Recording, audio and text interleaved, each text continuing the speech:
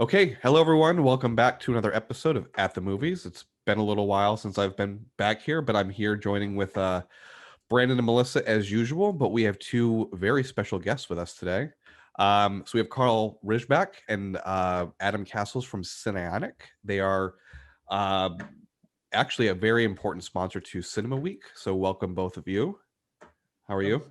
Hi, Scott. Good to be with you. Good. Great to be here. Well, it's great to have you. So Carl is responsible for Cinionic's leading profile of cinema solutions and designing the future possibilities that will enable cinemas to meet the challenges of tomorrow today. And Adam leads branding and communications and promotions at Cinionic, helping to connect customer solutions with the right solutions. Helping to connect customers with the right solutions and moviegoers with the best cinematic experiences. Welcome, both of you. Thanks for being on the show.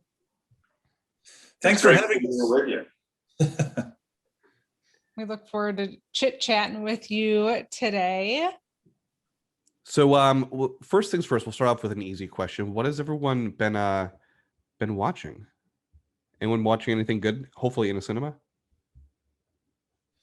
Well, let me start, Adam, because unfortunately in Belgium, the cinemas are not open yet. So we are looking for June 9th, so next Wednesday. And I can tell you that since they opened the reservations actually over the weekend, I got my tickets booked to go and watch Cruella in what these are. In local here, we have a laser ultra room, which is the premium format. And I want to get out, enjoy it with the family.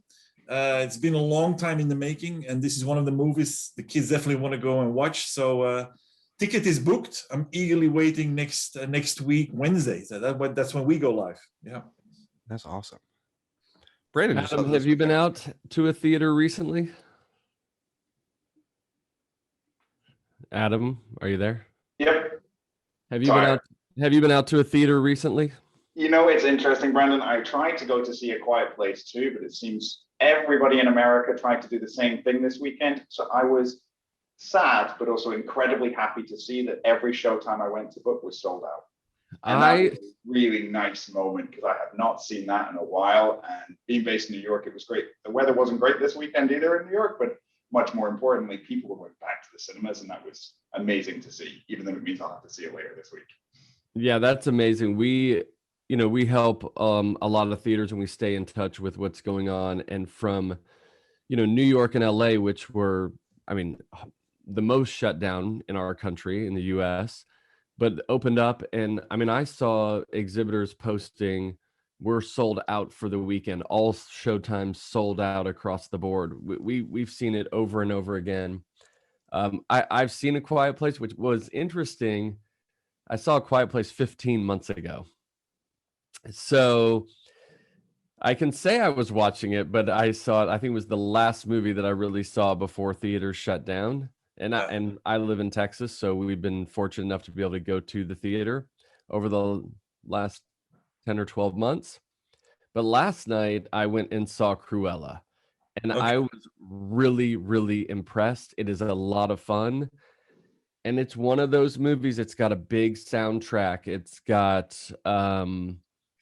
it's really immersive. It's visually stunning. And I think it's one of those movies you have to see in the theater. Exactly.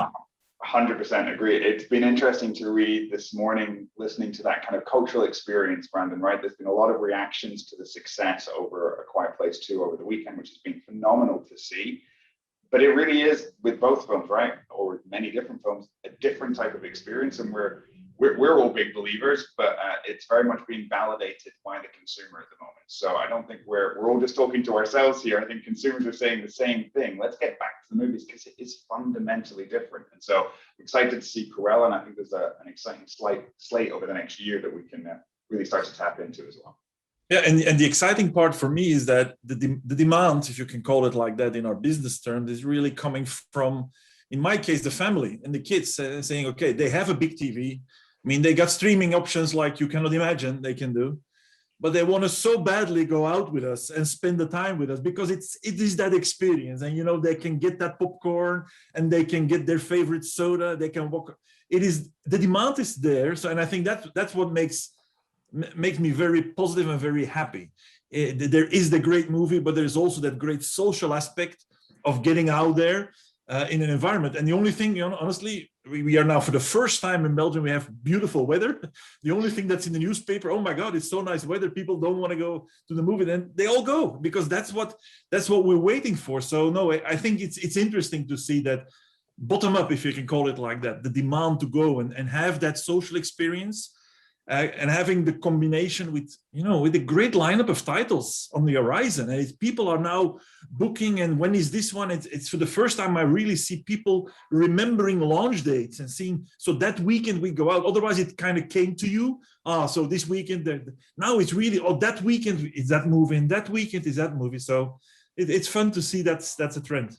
You know, it was interesting. I was reading one of the daily emails I get, and it was listing events happening over the summer. And it was talking about concerts and festivals, but every like June, I mean, it lists the movies coming out first. Like that is the experience to go to. And I think you're right with these movies, they are experience based. And when you have to plan for them and, you know, make the effort to go, it's just, and we're anticipating, we talk about this a lot. What is the feeling you get when you go to the movies? And I think one of the ones that we really love is the anticipation, that feeling of anticipation versus sitting on my couch. What do I want to watch? And you just wind up going to the lowest common denominator versus what you really want to see. So I've got a question for you guys based on what you guys do and your role you play in the theatrical experience. Both Cruella and A Quiet Place are certainly different movies, and they impact the audience in a different way. I've said this before that I think the first A Quiet Place was one of the most interactive movies because everybody had a role to play. You had to be quiet. And that was shared amongst everybody in the auditorium. So if you were messing with your candy or you were messing with popcorn or whatever, you know, you were about to be attacked. So when you guys are looking at these films, how does that impact what you're doing and how you bring that experience to the audience? Well, I think it's a very good question. From our perspective, as Cinionic, we are a provider of solutions to the exhibitors, those where we go and watch the theater. And there are a few, should I say, major trends we're seeing. First of all, I think the key thing which we need to worry about and make sure it happens is we can go back safely and we can welcome the moviegoers. And welcoming is why we as Cinionic believe in an effort like Cinema Week, because it all starts by welcoming people back in a safe environment where you feel at ease. You feel you're okay. You're okay to relax. I think that's for me the first thing we all need to be part of, even though we're somewhere in the back doing some hardware or whatever it is. First and foremost. Second of it, a lot of things, what we try to do specifically with those movies is related to what we call the image quality. Image quality, both in terms of its size and its immersiveness, it has to hit you, but also in the experience you're getting. And I think what we have been doing as Cinionic and with our founding fathers like Barco and Apatronics is really create that transition from the technology which we used to have and used to love, which is all lamp-based, and the movie theater was equipped with projectors that give that beautiful image. Now there is this new trend towards the laser magnification. Like in your TV scenario, and when we were younger, and I'm talking to myself, we had a TV, and sometimes there was a little bit snow on the TV, and I remember my dad hitting the TV and saying, "Oh, go, the antenna will work tomorrow better." Okay. Nowadays, my 18-year-old son, when he sees something going analog, he says, "Woo, problems with the TV." So there is that perception to go for image quality. And for us, laser technology, which is a technology that gives a bright light on the screen, but also gives a constant light on the screen at high quality, is really a massive trend. And that's what we try to do in a humble position at the back with a machine that actually throws that image to you over your head to the big screen. And I think that's one of the key things as a big trend. We have currently more than 25,000 of these projectors in a total market. It's just the beginning of a big transition, but more and more when you see people getting hooked to that image experience, that's something where we really focus about. And I think last trend, which I see that we need to support now, is what we call in the industry, what we call premiumization. Meaning, I want to get out to get an experience which is encompassing something bigger. And premiumization can be different things. It can be amazing sound. It can be a big screen, extremely well seats, or you count them recliners. We're not that lucky yet in our theater, but I'm looking forward to my local theater having some recliners. It's the whole package with food, with all these things that are around it, so that we can couple the excitement of a great visual experience, great sound experience, but also with a great comfort experience and all the amenities you look for to go with that. So these are, first, let's be there welcoming the people. We thank you for coming back. Then I think it's all about image quality. So where we do believe the only way is laser, and that's a technology thing. Like when you were listening to the sound and you say it has to be all around me. I hope and I think that within this in a few years, people are going to say, I want to see this laser thing. Let that light be so bright and so sharp all the time. And forget these days when all of a sudden it would go darker. Oh yeah, then there it goes. What's this? That's all gone. Because we have to put that bar at an experience level for the moviegoers, which is out there. And I'm so happy to see that our customers are in that trajectory and in that transition. And I hope that the moviegoers will see that, recognize that, and feel this as kind of a beacon of saying, I want to go to the movie theater because they got the best popcorn, a great thing around it, but also the image I'm going to get there is like second to none if I want to experience. So these are, for me, these movies need that. I mean, it has to be. It is so well done. So many times spent on filming, recording, and effects at the end. We need to make sure it's being delivered to you like, oh my God, what is this, right? Yeah, and I think you touch on something that kind of combines the first part of our conversation with this, is that the customers demand it. So one, they demand really good content, really great movies to go on screen, because right now everybody's producing so much content that the best content, I think, is winding up on screen because that's such an experience. The second part is, I think, consumers and exhibitors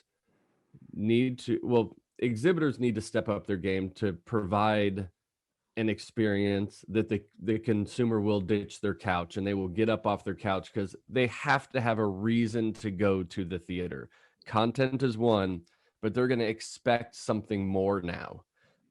That's why I think you're seeing different types of experiences, whether it's dine-in or people really leaning into saying we have the best projection and sound, or the different types of auditoriums. So with that, how does a moviegoer know, how would they know that they're going into a Cinionic type experience? I'm gonna steal that one, Carl, Brandon, and it's a really good question. And I think, just maybe even stepping back, one of the interesting things for us is we've done moviegoer studies both globally in 2019, but also in 2020. And so you can imagine what the number one priority was in August of 2020. I'm not going to go there, right?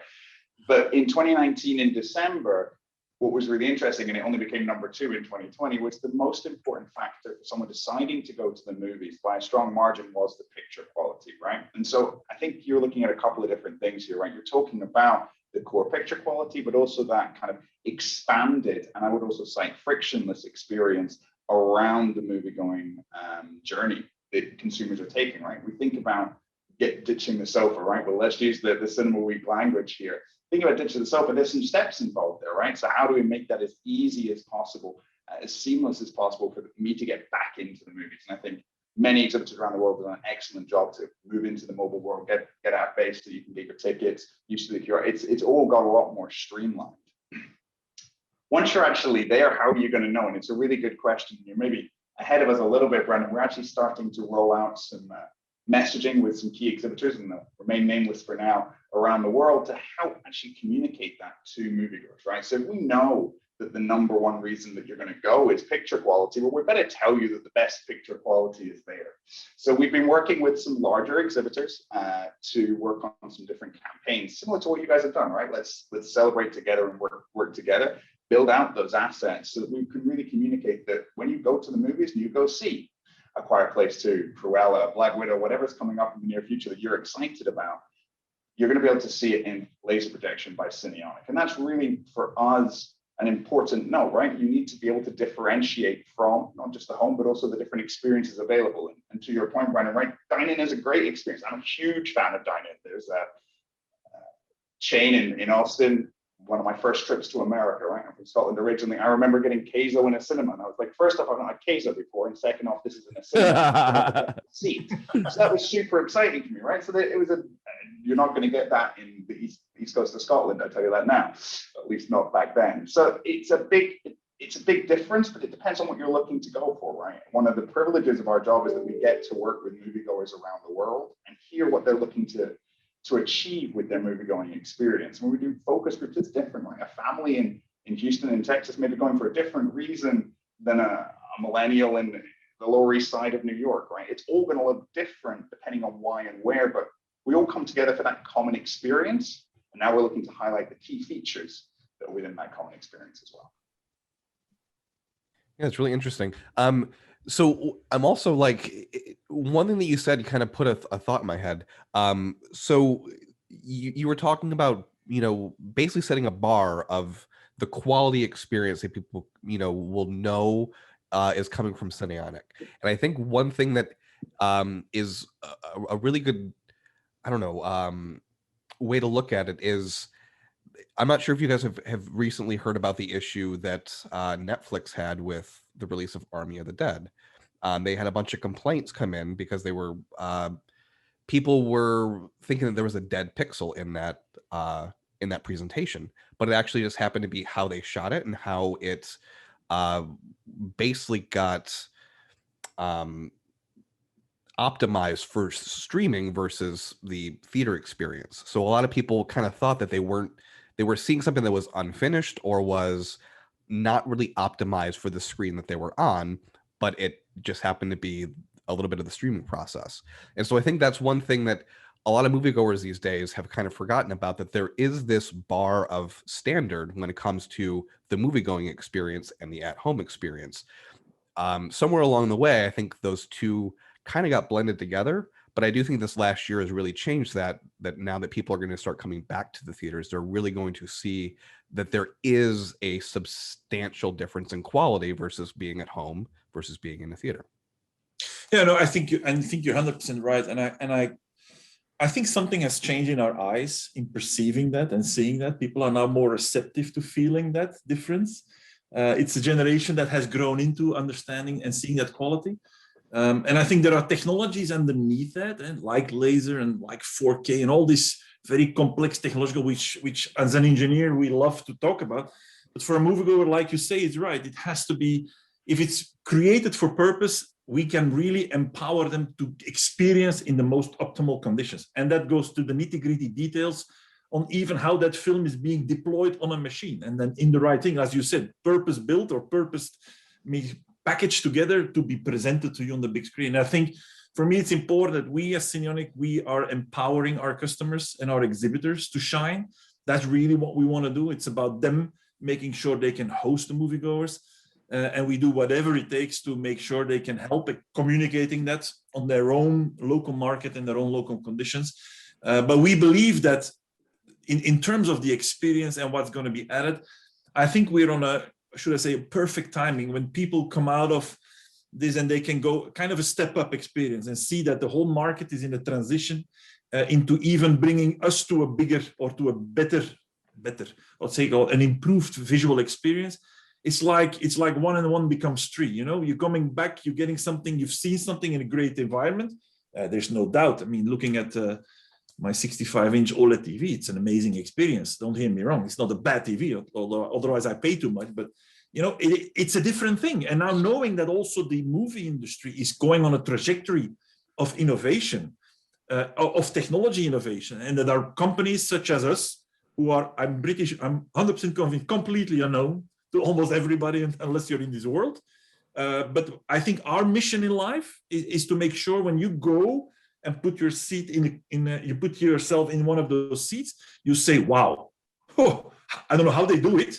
That's a very complex machine in the back, but my God, this is amazing what I see here. Because if we make that difference, it's case closed. We succeeded together. We succeeded because we want to make sure people enjoy something that you say, this was worth my time coming out of it, spending it with my friends. And at the end, you can talk about what's important, the movie. I want to talk about them. Have you seen this?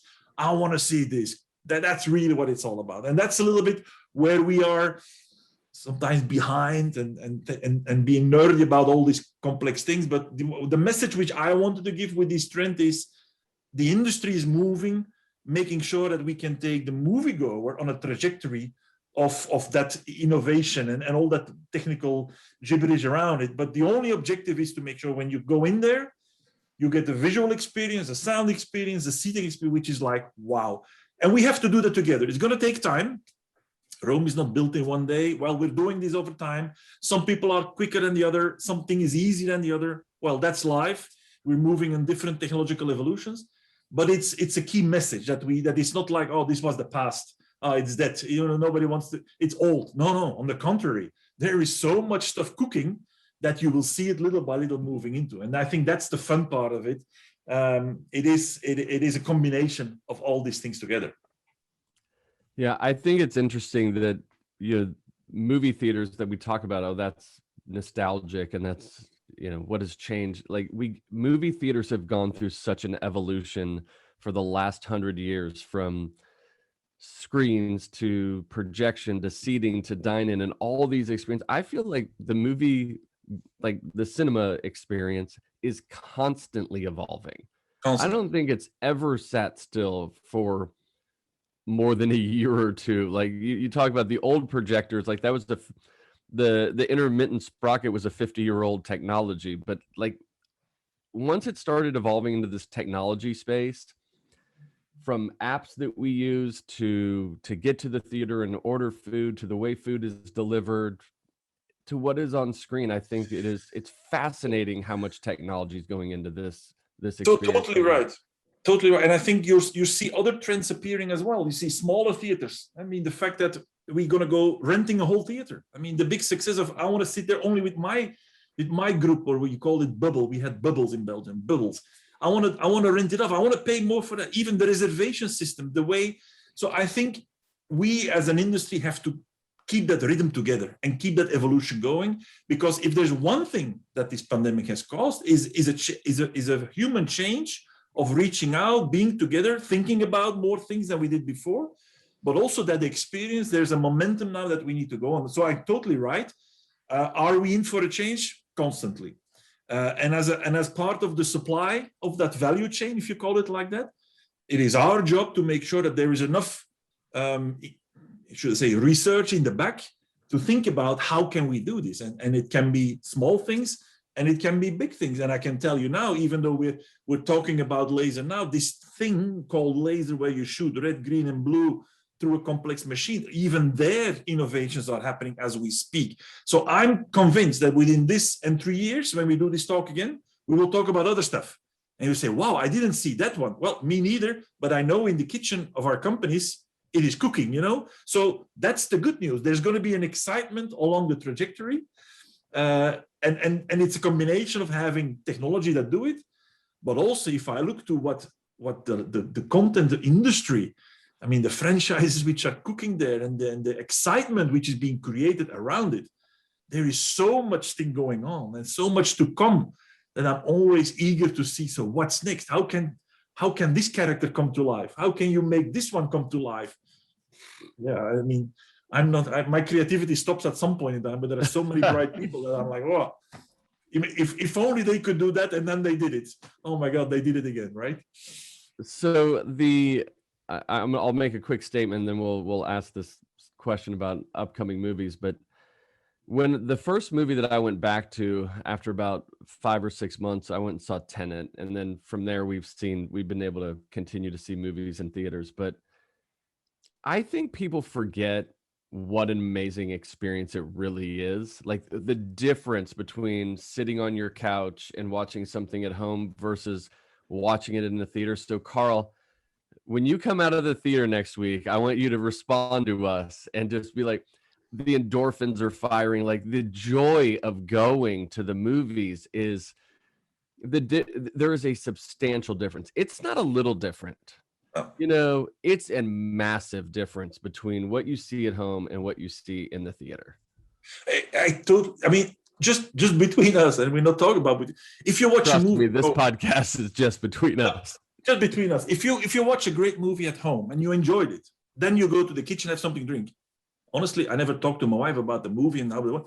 If I drive back from the movie theaters, it's 25 minutes about the movie. It's about what did what. That's I'm still inside the experience because the setting was different. I saw this other guy laughing when I said, was there a joke? Did I miss something? I saw this guy, I saw everything moving. I had something which I don't have at my house, which is a popcorn machine or anything else, or nacho machine. I don't have that in my house. So, so the whole conversation, the whole setting is different, but I'm gonna make sure that for me, what I like to see is the other people. The lights go on after the movie and you see the people. Some people are still sitting there overwhelmed. What did I just experience? Other people jump up and look to each other. Hey, did you see that? That's what it's all about for me. I mean, otherwise after now so many months in the house, you can talk to your family and say, did you like the movie, yes or no? And then they move on. But that's a different experience. You were in the movie, right? No, you're 100% right. I totally agree. That's how I look at it. What's the reaction? Absolutely. Mm-hmm. So, Adam, we'll start with you. Coming up this summer, we've got a lot of great films coming out that are hitting theaters. What are you most excited to see in the theater? Well, there's a number, right? So I think it's going to be hard to choose, Brendan. I mean, there's already the one that came out this weekend that I'm really excited to see as soon as I can because seats in New York. But that feels really normal and really good. So I'm okay with New York being sold out. That's how it should be. Looking ahead, I think we have another podcast, which you guys know about, called The Insiders. And we talk a lot during The Insiders with different professionals from kind of around the industry quite holistically. And after speaking to Daniel Costa from Marvel, I have to say I am incredibly excited about Black Widow, listening to the process, the detail, the research. I have to see that on a big screen. There's no way that I'm doing the work of that, like the justice of the work of that many people and that much investment and time and effort. That has to be seen on a big screen. So I think as we kind of approach the July 4th weekend and Independence Day, that feels like a really great moment. And I'm very excited to see that one as large as I physically can. Yeah, and I think on that podcast that you guys, the talking about how to make that movie where every pixel is thought all the way across the screen, and it's literally a different process from making TV to making a movie. So I thought that was really enlightening on that show you guys put together. Scott and Melissa, did you guys have what are you looking forward to coming up? I mean, for the summer or just for the year? Because Let's talk about summer, because we'll be back on before the end of the year. Oh, yeah, absolutely. I mean, I'm a big A24 fan, so I'm definitely looking forward to Zola coming out. Also, I've heard so many great things about Sparks Brothers documentary that is coming out from Edgar Wright. What else? Yeah, those are probably my Green two big Knight. ones. Speaking Green of Knight, but yeah, and I guess that is still summer. That's coming out in July. For some reason I keep on thinking that one's coming out much later. But yeah, those two, I'm more of an independent nerd, so those are my two mine that I'm looking forward to going to see. Coming up, I'm looking forward to The Hitman's Bodyguard's Wife. That's nice. I think that In the Heights will be great on the big screen.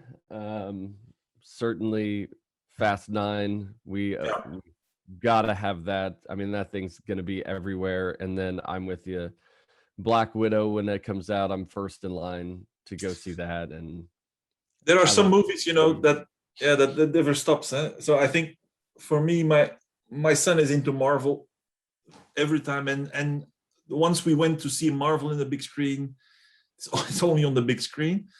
personally, I have the same feeling with the Fast and Furious series. I mean, you see that we see some reruns on the previous one on TV. They're good, but having those cars roar on the screens and see them jump like incredible things. So for me, F9, that's 9th of July in Belgium here. So we have 9th of June opening, 9th of July Fast. So these are for me some things. Then I'm more waiting for my Top Gun 2 and this kind of things. Really hearing that I want to get that music again. So again, more of the blockbuster type myself, because I think that's where I get that reaction feeling, right? And that's where I get a lot of community feeling, and that's why I enjoy so much. But it's a complete package. You know it. It's nostalgia combined with feeling, combined with emotion, combined with everything. So no, I think we're up for an amazing summer, right?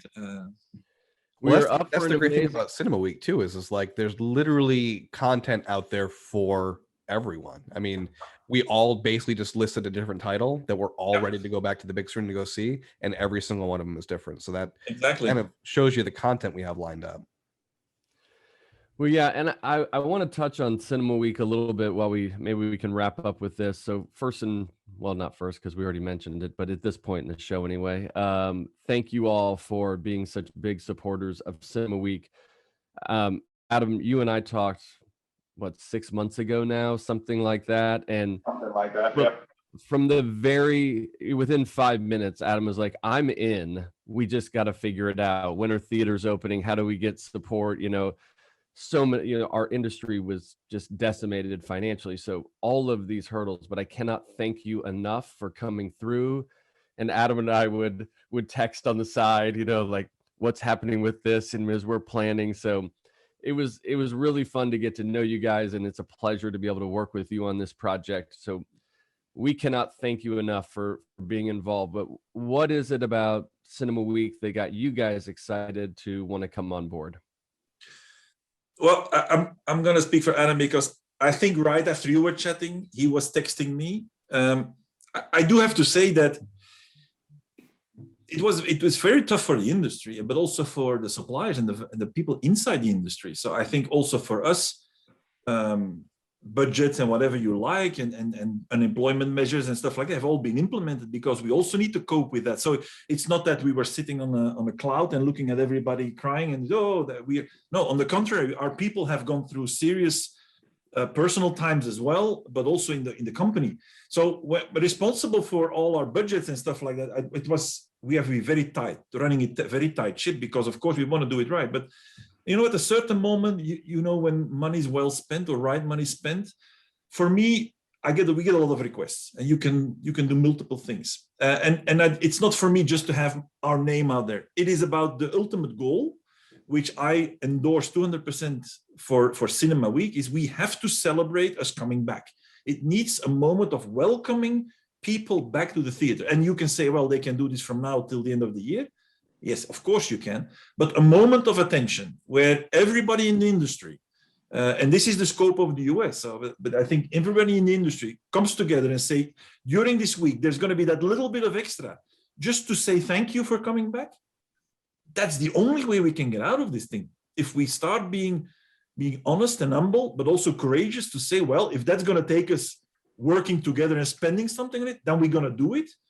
But that's, for me, a dollar better spent than just saying we're going to make another advertisement. Because if we are not there to welcome people, what's the difference, right? We want to make sure there is a difference. There is a belief in the industry. And for us in Cinionic, we've always thought, even through the hard time, we're going to stay. We're going to keep on believing in this industry. We are a company who only works for cinema. So for us, it's our lifeline, our bloodline. But because we think so much about it, the welcoming part, it all starts with that. Because without moviegoers, we can invent whatever we want, right? So welcoming them back, for me, is a position I want to be in as a company. And the fact that you brought it, you got the idea. Again, like I said in the beginning, make it something annual. Make us think about Cinema Week, and maybe we can do something later that people say, yes, there is that week again. And whatever we do about it, let's think about it, because we talk about fashion, let's talk about movies, right? Let's do something similar. So no, full support, love the idea. I'm going to see great pictures from my US team about what they saw and experienced. I got my background in every meeting I go to, so I have enough international exposure as it is. But thank you very much. Thank you for the initiative, all your efforts. And the only thing I can say is make it an incredible week. Yeah, make it an incredible week. Oh, thank you so much. And Adam, you know, why was this so important to you? I think, to follow from what Carl just very eloquently said, right? There's a huge amount of energy in our industry. And where does that energy go when it doesn't have a giant screen to project itself on, right? Where do we direct that energy in that time? And I think what excited me and excited Carl, and I think excited you, Brandon, right, is we found an opportunity to celebrate and bring that energy back. And I think that's what we all needed. It's what we continue to need. And as we get closer and closer, I can just feel that energy swelling. And we need that moment, to Carl's point, celebration, but also recognition, right? I think for those inside the industry, our colleagues across exhibition around the world and in the US, hey, keep going. We've got this far, and this is our welcoming moment. Let's start something amazing for the future and continue forging ahead. It's not been easy, but I'm really excited about what's next. That's awesome. Well, thank you guys for sticking through it. I know you've had a tough year too, with cinemas closed and everything, but you guys stepped up at the moment. I mean, you heeded the call, and that's just amazing. It says a lot about you guys and the company you work for. So thank you so much. Yes, Thank you. All right, so I think that's probably, unless anyone has any last questions. Melissa, you have anything for these two? One last question before we wrap up. What is coming down the line? Is there anything that's coming from you guys that you can give a little tease or that you're excited about, or not right now? We've got the most innovative people on the call, so I mean, you might not be able to talk about it, but you could just say, yes, we have something really cool coming up.